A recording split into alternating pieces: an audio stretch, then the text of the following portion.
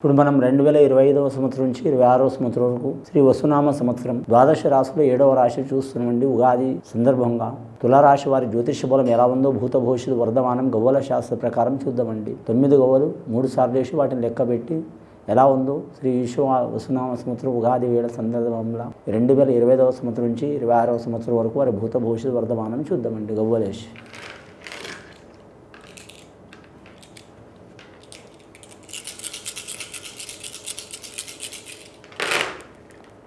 తులారాశి వారి జ్యోతిష్యంలో 5 గవ్వలు పడ్డాయండి. చాలా వరకు శుభ సూచకం ఉంది. తులారాశి వారి జాతకంలో వారు ఏ పని చేసినా కానీ పట్టిందల్లా బంగారం ఉన్నది వారి జాతక బలానికి. నవగ్రహాల్లో వారికి 7 గ్రహాలు అనుకూలంగా ఉన్నాయండి. గురువు, రాహు, కేతు, శని చాలా వరకు అనుకూలంగా ఉన్నది వారి పేరు మీద.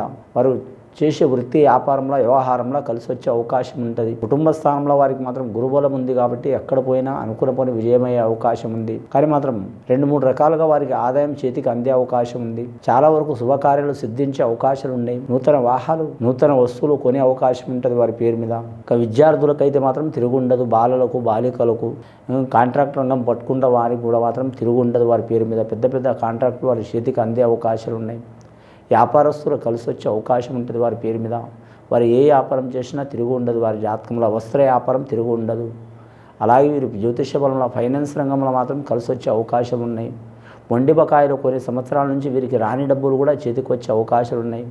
అనవసరంగా వీరికి పని కట్టుకొని మాత్రం చాలామంది వీరికి ఇబ్బంది, చిక్కులు, చికాకులు పెడతారండి. అయినా సరే వాటిని తట్టుకొని నిలబడి వీరు విజయం సాధించే అవకాశాలు ఉంటుంది.